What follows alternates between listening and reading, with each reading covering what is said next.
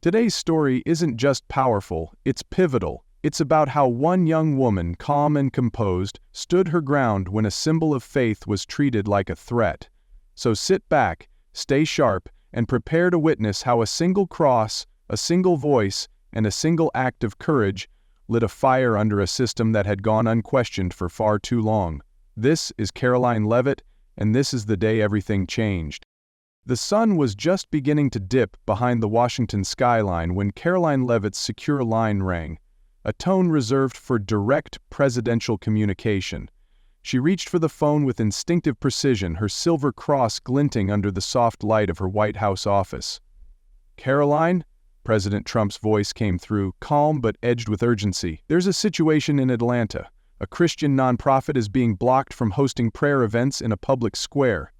Local officials claim it violates neutrality laws, but I want eyes on this. Your eyes." Caroline nodded, already standing, her mind racing through protocols and logistics. "Understood, sir. I'll leave tonight." The president didn't need to say more. Caroline knew this wasn't just a permit dispute. It was about symbolism, optics, and the unspoken war over faith in public life. She shut her folder, closed her laptop, and within minutes, her team had rerouted her evening schedule. The White House motorcade arrived promptly, and as she slid into the back seat, she reviewed the briefing packet handed to her by a staffer. What she read confirmed her instincts. This wasn't isolated, it was part of a trend. Within an hour, she was at Reagan National Airport, navy blazer over her shoulders, her cross resting calmly at the collar, not as a statement, but as a part of who she was. On the flight to Atlanta, she reviewed the charity's case details on her tablet, denied access to a city-owned plaza while yoga sessions, concerts, and political rallies had faced no such scrutiny. It didn't add up. Her task was to observe, report, and remain composed, but Caroline knew from experience that neutrality was a myth when it came to matters of belief. As the wheels touched down in Atlanta, she felt it in her gut. This wouldn't be routine, it would be history. Caroline stepped out of the black SUV onto the sun-baked sidewalk outside Atlanta's City Planning Hall, the humidity wrapping around her like a second skin. The building loomed ahead, an imposing structure of glass and steel, framed by a modest row of magnolia trees. It looked modern, transparent, but Caroline knew better than to be fooled by architecture. Inside, the lobby buzzed with an odd mix of civic activity. Property developers in sleek suits, neighborhood advocates holding signs, and local residents arguing over zoning permits. As she passed through the security checkpoint, her White House credentials drew a brief double take from the guard, but no questions. She entered the hearing chamber, a tiered room with a polished wood podium at the front, city banners lining the walls, and a panel of 5 city officials elevated behind the desk. The center seat was empty, though Caroline knew who would occupy it. Commissioner Ronald Maddox, the man she'd been warned about. Taking a seat near the middle row, she began quietly observing. A man 2 rows ahead wore a t-shirt that read unapologetically loud, and a woman to her left had a necklace so dazzling it looked like it belonged on a fashion runway. No one seemed to care. Caroline noted the room's casual enforcement of decorum. Her cross, modest and tucked beneath the lapel of her blazer, felt even more understated in contrast. City clerks bustled around with clipboards, stamping documents and calling names. The hearing hadn't officially started, but tension already hovered. From her vantage point, Caroline could see the subtle signs, the side eyes from staff when the word faith came up in private conversations, the stack of rejected permits left exposed at the edge of the clerk's table, all tied to faith-based organizations. She jotted notes on her phone, careful not to draw attention. As the clock struck 2:00 p.m., Commissioner Maddox swept into the room like a thundercloud in motion, tall, silver-haired, with a presence that dared anyone to interrupt him. He didn't look at the audience, only at the desk, where he placed his folder with calculated force. "Let's begin," he said, his voice cutting through the murmurs. Caroline straightened in her chair, her eyes narrowing slightly. The stage was set, and she could already feel the current pulling her in. This wasn't just another local, bureaucratic skirmish. It was something deeper, something that smelled like precedent. The air inside the chamber shifted as Commissioner Ronald Maddox called the meeting to order. his voice crisp and authoritative. With a gavel tap, the room quieted. Caroline leaned forward slightly, pen poised, as Maddox began moving through the docket with startling speed. Zoning adjustments for luxury condos? Approved. A restaurant seeking late-night hours? Granted, with a wink and a nod. But when the name New Light Fellowship, the Christian nonprofit at the heart of this controversy, echoed through the hall, Maddox's tone shifted, his brow furrowed. Next, permit request for public religious gathering, he said, almost sighing. We've been through this. Religious events promote exclusion in shared civic space. A murmur ran through the audience. The nonprofit's representative, a soft-spoken man in his 40s, stood and tried to clarify that their prayer gatherings were peaceful and open to all. Maddox cut him off. This isn't a revival tent, it's a city plaza. We have to maintain neutrality. Caroline scribbled notes quickly, her instincts on high alert. The argument reeked of selective enforcement. Moments later, a group requesting the same space for a political music rally was approved without hesitation. Free speech, expressive art, Maddox had said with a small smirk. Caroline's eyes narrowed. She glanced at the man wearing the unapologetically loud shirt and the woman in the glittering necklace. Both had been nodding along during the music permit approval. No one questioned their visual expressions. But when Maddox's gaze finally swept toward her, it hardened. He paused mid-sentence, and his eyes locked onto the modest silver cross nestled in the collar of her navy blazer. "Excuse me," he said sharply. "Ma'am, could you remove that? Religious symbolism isn't appropriate in a neutral, civic environment." The room froze. Caroline turned her head slightly, unsure at first if he was talking to her. Then, realizing he was, she straightened her posture and spoke clearly. "Commissioner Maddox, I'm here as an observer on behalf of the White House. This is a personal item protected under the First Amendment. It doesn't violate any posted code." Maddox's lips tightened into a thin line. "I don't care who sent you. This isn't a pulpit." Then, without warning, he slammed the gavel again and declared, "You're in violation of decorum, a $1,000 0-cent fine for disrupting city proceedings." Gasps rippled across the room. Caroline didn't flinch. She reached into her blazer, pulled out her White House ID, and laid it calmly on the desk before her. "Noted," she said simply, voice even. But inside, a fire had been lit. This wasn't just a power play, it was targeted, disproportionate, and dangerous. The double standard was no longer subtle, it was center stage. And Caroline Leavitt had no intention of backing down. Caroline didn't speak right away. She simply reached down, unlocked her phone beneath the table, and tapped the voice recorder. Her thumb steady, her expression unchanged. If Maddox wanted to escalate this into a spectacle, she'd ensure it was documented in full. The commissioner, perhaps sensing her silence wasn't submission, pressed on. "This city has a duty to remain neutral," he barked. "We don't allow religious displays because they alienate people." He gestured toward her cross like it was a weapon. "Take it off or leave." A few heads turned now, whispers surfacing among the crowd. Caroline slowly stood, her cross still gleaming at her collar. "Respectfully, Commissioner Maddox, I'm not disrupting anything. I'm here on official assignment from the White House to observe this session.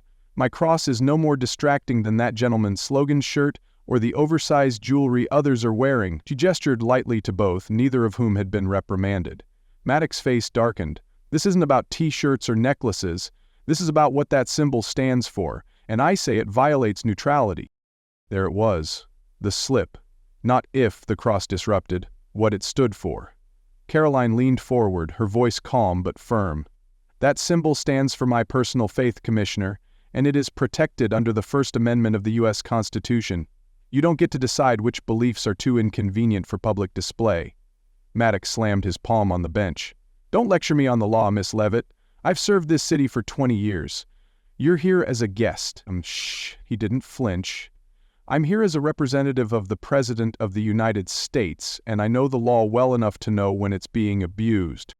Maddox's eyes flickered to the White House ID now resting on the table in front of her, then to her phone in her hand. "Are you recording me?" he snapped. "Yes," Caroline said simply. "And I've informed you I'm doing so for transparency. Georgia is a one-party consent state." Murmurs intensified behind her. The clerk, Lana Ruiz, stopped typing. Andre Shaw, the building's longtime security officer, crossed his arms from the back wall and tilted his head, visibly uncomfortable. "This is outrageous," Maddox shouted. "Contempt of session. Fine her again. Another $2,000. 0 cents. You fined me $3,000 0 cents now for a cross," Caroline said, her voice now projecting clearly across the room. "But not a single fine for clothing slogans, jewelry, or political banners brought into this room all morning. Why is that?" Maddox was turning red, jaw locked tight. "Because your cross represents religious intrusion," he spat. "This isn't a church." Caroline took a deep breath. "And it's not a dictatorship either." The words landed like a thunderclap. Gasps, then a brief silence. Lana's fingers hovered over the keyboard. Andre stepped forward slightly, sensing the moment shifting. "Commissioner Maddox," Caroline continued, "what you're enforcing isn't neutrality, it's targeted suppression, and you just admitted it, on the record." Maddox grabbed his gavel again, but his hand trembled. "You think you can intimidate me with your title," he growled. "No," Caroline said coolly. "I'm not here to intimidate anyone. I'm here to witness and report. But I'm also a citizen, and this is still a democracy. You don't get to decide which rights are too inconvenient to tolerate." The commissioner's gavel hovered mid-air. He didn't bring it down. Not yet. He just stared. At the cross, at her phone, and at the room now watching him instead. Caroline didn't need to say more. The damage was done, the bias was exposed, and the world was listening. For a moment, time seemed suspended in the city planning hall. Commissioner Maddox stood frozen, gavel in hand, while Caroline remained upright and unshaken at the center of the storm. What had begun as a routine permit hearing had transformed into a legal and moral standoff. Then, a quiet shuffle broke the silence. Andre Shaw, the veteran security officer, stepped forward from the back of the room. With deliberate slowness, he walked toward the commissioner's desk, his eyes flicking from Maddox to Caroline, then to the murmuring audience. "Sir," Andre said in a low voice, "this isn't standard procedure. I've worked here 15 years. I've never seen anyone fined over jewelry, especially not $3,000. Maddox didn't respond. His face, red moments ago, was now pale beneath the fluorescence. At the clerk's desk, Lana Ruiz had stopped typing entirely. Her fingers hovered over the keyboard, her face unreadable. But then she moved, opening a drawer and pulling out a thin, green leather notebook. Flipping through it, she stopped on a page marked by a pink sticky tab and began quietly jotting down a citation number, date, and case name. Caroline caught the movement from the corner of her eye. The crowd did too. Something was cracking. Caroline took a step closer to the commissioner's bench, not as a threat, but as a deliberate act of composure. "Commissioner Maddox," she said calmly, "you may choose to ignore precedent, but the facts are catching up to you. That clerk," she nodded toward Lana, "has records. I'd be very careful what you say next." A ripple of tension swept through the room. The man in the slogan shirt sat bolt upright, his previously smug posture replaced by curiosity. The woman with the chandelier necklace tucked it beneath her blouse like she suddenly felt exposed. Caroline turned to face the audience, her voice rising just enough to be heard without shouting. "Let's be honest about what this is. Not a debate over decorum, but over visibility. Some symbols make people uncomfortable, and when those symbols are rooted in faith, too often we treat discomfort like disruption." She glanced back at Maddox. "But discomfort isn't a legal reason to silence anyone." Lana Ruiz finally stood. "Commissioner, I have entries here," she said hesitantly but clearly, "of at least 17 prior citations involving individuals wearing crosses, hijabs, or other religious symbols, none of whom disrupted proceedings, but there were no citations for profanity on clothing or political slogans." Maddox's mouth twitched. "That's not relevant to this session." "It is now," Caroline replied. "It's relevant because you made it relevant by choosing who to silence." Andre stepped beside Lana. "I've seen it too," he said, "year after year. This is just the first time someone recorded it and stood their ground." A hush fell again, heavier this time. The room had shifted. Authority was no longer at the bench. it had quietly transferred to the people who were finally speaking up. Caroline looked around and knew this wasn't just her fight anymore. It was now a reckoning. Within hours, the confrontation in Atlanta's city planning hall burst beyond the walls of government. A short, grainy clip filmed surreptitiously by a local college student seated in the gallery surfaced online. In it, Caroline Leavitt stood tall in her blazer, cross gleaming, calmly challenging Commissioner Maddox as he slammed his gavel and declared fines for religious intrusion. The clip ended with her line, "You don't get to decide which rights are too inconvenient to tolerate." It exploded on social media. The hashtag Cross in City Hall trended within minutes, amassing over 100,000 mentions by nightfall. Commenters across the political spectrum weighed in. Some condemned Maddox's actions as authoritarian overreach, while others hailed Caroline as a constitutional warrior. President Trump himself posted a statement on his personal account just after 9:00 p.m. "My incredible press secretary, Caroline Leavitt, just taught a city commissioner a powerful lesson on religious freedom. This is how you defend liberty, with calm strength and the law. Bravo, Caroline." The tweet received over 80,000 retweets in under an hour. Conservative media outlets ran with it. "Bureaucrat finds White House official for her faith and regrets it," one headline read. "Legal genius in a blazer," said another. Meanwhile, Caroline, seated in her Atlanta hotel room with the city skyline glowing behind her, watched the digital wildfire spread. Her inbox was flooding, lawyers offering support, churches pledging solidarity, even secular civil liberties groups issuing cautious statements defending her right to expression. News anchors ran freeze frames of her ID badge on the commissioner's bench. A former First Amendment law professor called the incident a textbook example of bias cloaked in procedure. One viral post from a pastor in Alabama read, "When one woman stands up for her cross, we all rise behind her." Cross in City Hall. Back at City Hall, chaos unfolded. Reporters crowded the steps demanding statements from Maddox, who had already locked himself in his office. Lana Ruiz, the city clerk, confirmed anonymously to local journalists that she had turned over past records to investigators. Andre Shaw was approached by 2 legal aides, requesting a formal deposition.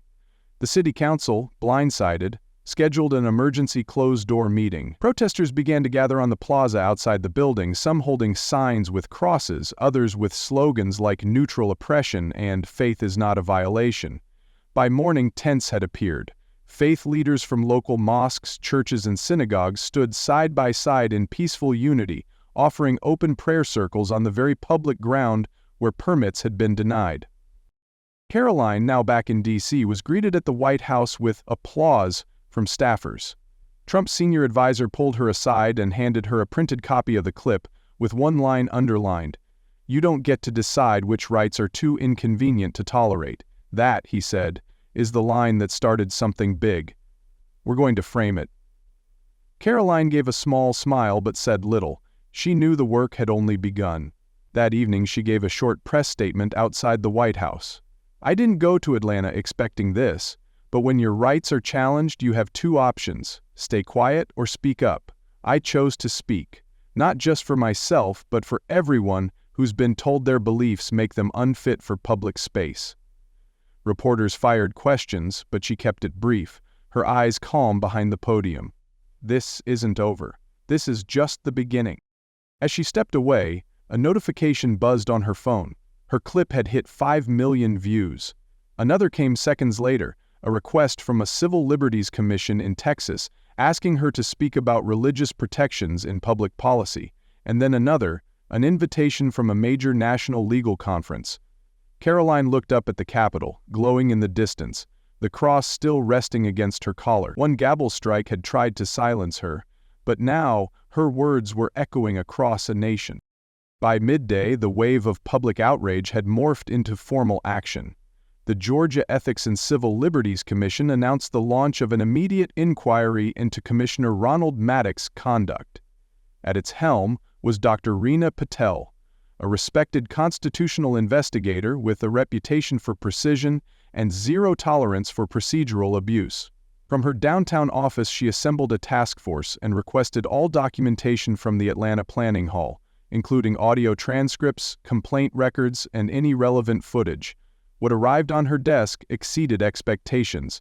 Clerk Lana Ruiz, galvanized by Caroline's confrontation, submitted not only the official logs but her private notebook detailing nearly a decade of fines and citations tied specifically to religious expression. In scrawled but meticulous handwriting, she had documented instances where individuals were warned or penalized for wearing crosses, hijabs, yarmulkes, and even Buddhist prayer beads. Most of these cases had never made it to public attention. He always said it was about neutrality, her note read, but neutrality was never applied equally. At the same time, Andre Shaw, the veteran security officer, gave a quiet but powerful statement. He recalled more than 20 occasions in the past 2 years alone where Maddox had issued citations for disruption when religious attire or accessories were visible, yet ignored crude political slogans or profane clothing worn by others. "I stopped keeping track," he admitted to Dr. Patel. "It just became normal, until Caroline called it out." Dr. Patel's team began cross-referencing the clerk's notes with archived video footage and hearing transcripts. The data painted a clear pattern: a near-automatic penalty imposed on visible religious expression, and a blind eye turned to far more overt violations when no faith affiliation was involved. Meanwhile, Caroline remained a step ahead. From D.C., she coordinated with the Department of Justice and forwarded her audio recording from the hearing, along with a written statement cataloging Maddox's unconstitutional conduct. She also submitted a formal complaint to the Commission, attaching screen captures of viral testimony and social media clips, including public confessions from other attendees who had previously been penalized under Maddox's rule. One mother recounted being told to remove her child's cross necklace before entering a zoning board meeting. Another man shared he was fined for wearing a pin from his church. Caroline compiled it all and closed her brief with a simple sentence: "Silencing faith is not neutrality, it's discrimination dressed as order." By the end of the week, Dr. Patel's team had built a case too robust to ignore. The evidence wasn't just anecdotal, it was statistical, procedural, and damning. And for the first time in his 30-year career, Ronald Maddox found himself not behind the bench, but under it. The tide had turned, and the investigation had become more than a review of one hearing. It was an excavation of a system long left unquestioned. It had started with one woman, one question, and one cross. The pressure became too much for Ronald Maddox to withstand. After 3 decades of wielding unchecked authority within Atlanta's civic infrastructure, he announced his resignation in a terse, carefully worded email to the city council. Effective immediately, "I will be stepping down from my role as city planning commissioner for personal health reasons." But the public wasn't fooled. By then, the investigation's preliminary findings had already leaked. Documents detailing his disproportionate penalties against religious expression, including a pattern of fining Christian and Muslim attendees up to 3 times more often than any other infraction. Local news anchors ran segments titled "The Commissioner Who Feared the Cross" and how one hearing shattered years of silence. Public trust had been fractured, and Maddox's quiet exit did little to repair it. Outside City Hall, protesters replaced signs calling for his removal with banners demanding structural change. "Resignations aren't reform." Caroline Leavitt, back at the White House, watched the news unfold with a careful eye. Though the resignation was a victory, she knew the fight wasn't over. At the afternoon briefing, she stood before the press corps, composed but resolute. "Commissioner Maddox's resignation is a start," she said, "but it doesn't solve the root problem. We've seen how bias can masquerade as procedure, and that's what we're going to address next." Her words were clipped, her posture firm. In the crowd, a journalist raised a question. "Some critics say you weaponized a minor dispute for political gain. How do you respond?" Caroline didn't hesitate. "If standing up for constitutional rights is now considered political, then we should all be very afraid of where that road leads." The quote was replayed across national television that evening, and a civil liberties group in Texas released a statement echoing her concerns. Dr. Reena Patel's investigation continued, now with new scope. She found similar trends in the offices of other city officials, not as blatant as Maddox but disturbingly consistent. Caroline responded by submitting a formal proposal: mandatory First Amendment training for all municipal staff, annual audits of fines and citations for potential bias, and the creation of a public grievance review board. The proposal circulated quickly through state channels. Georgia's lieutenant governor voiced support, and within days 5 other states requested briefings from Caroline's office. What began as a single courtroom clash had now become the center of a national conversation. Maddox may have stepped down, but the system he embodied was still standing, and Caroline had no intention of walking away while it did. The mission had outgrown the moment. Now it was a movement. The fallout from the Atlanta incident didn't just end with a resignation. It lit a fuse under a system long overdue for reform. Within 2 weeks of Commissioner Maddox's departure, the Atlanta City Council unanimously passed the Public Expression Protection Ordinance, prohibiting officials from penalizing religious symbols in civic spaces unless they posed a direct, demonstrable threat to proceedings. It was the first of its kind in the state. Caroline Leavitt, though already immersed in new White House duties, continued advising from afar. She submitted a comprehensive legal brief that became the blueprint for similar reforms in Texas, Florida, and Ohio, where lawmakers had begun re-evaluating municipal codes for hidden bias. In Atlanta, Lana Ruiz, once a quiet city clerk, was promoted to head of a new Civic Fairness Committee, tasked with overseeing transparency and tracking any future citations tied to religious or political expression. Andre Shaw was appointed as Senior Ethics Liaison for public proceedings, his once silent role now a vocal force for accountability. The change wasn't just administrative, it was cultural. A plaque was installed in the lobby of the planning hall bearing the words, "Expression is not disruption, faith is not a threat." News crews returned to the building, but this time to document progress. Students from Emory Law began volunteering with the Civic Fairness Committee. Local houses of worship began holding interfaith gatherings in the public square, with permits now approved without hesitation. Caroline's name came up often, but she never sought credit. When asked by a reporter whether she felt vindicated, she simply said, "I didn't come to win, I came to correct." One afternoon, as she returned to her office in the West Wing, she passed by a framed copy of the fine she had received, now mounted on her wall. Beneath it, a note from President Trump: "One cross, one moment, endless change." The memory of that day in Atlanta had become more than personal. It had become a reference point in the national dialogue on freedom and fairness. Caroline knew the work wasn't over, but for the first time in years, people across the country had proof that principled defiance could spark permanent change. A legacy, not of loud protests or partisan battles, but of a quiet cross, a sharp mind, and the unwavering refusal to back down. 3 months after the hearing that changed everything, Caroline Leavitt stood once again beneath the blinding white lights of a press podium, this time not at the White House but on an elevated stage in Centennial Olympic Park, the same city where it all began. Before her stood a crowd of nearly 5,000. Faith leaders, law students, policymakers, everyday citizens, waving small signs that read, "Cross in City Hall" and "Rights don't fade in public spaces." The event, billed as the first annual Freedom and Fairness Summit, had grown out of a grassroots wave inspired by Caroline's stand. She adjusted the mic with practiced ease, the silver cross still pinned to her navy blazer, now a symbol not just of her faith, but of the fight it sparked.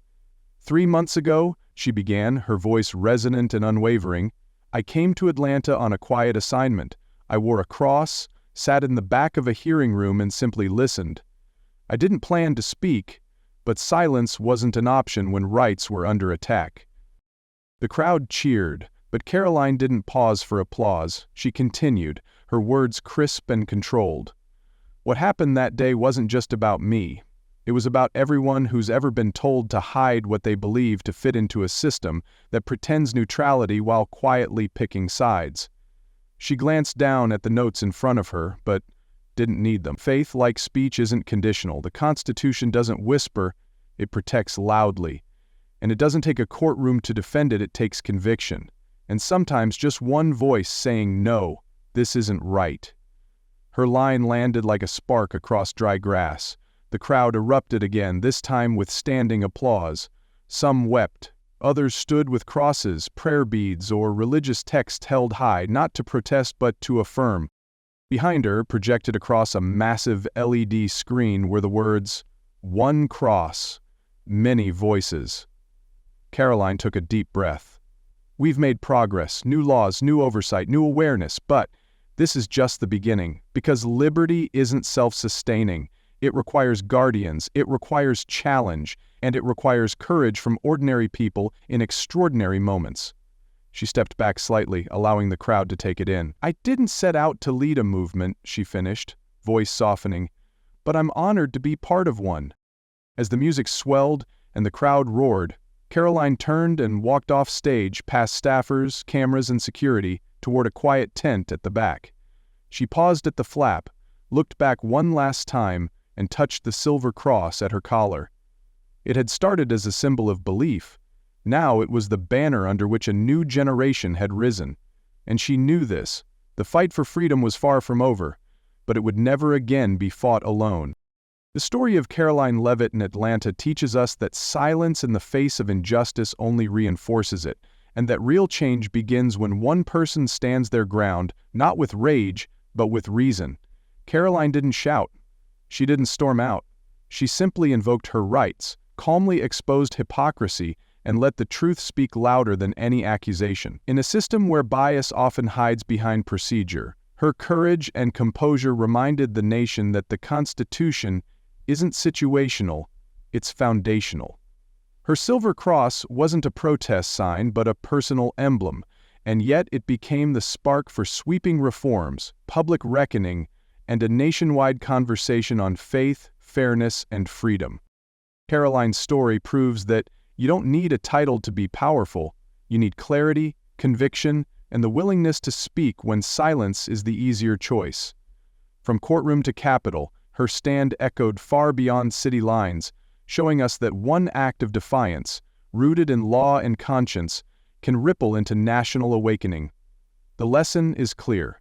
Don't underestimate the power of presence, preparation, and principle. Sometimes all it takes to challenge a broken system is one voice wearing a cross.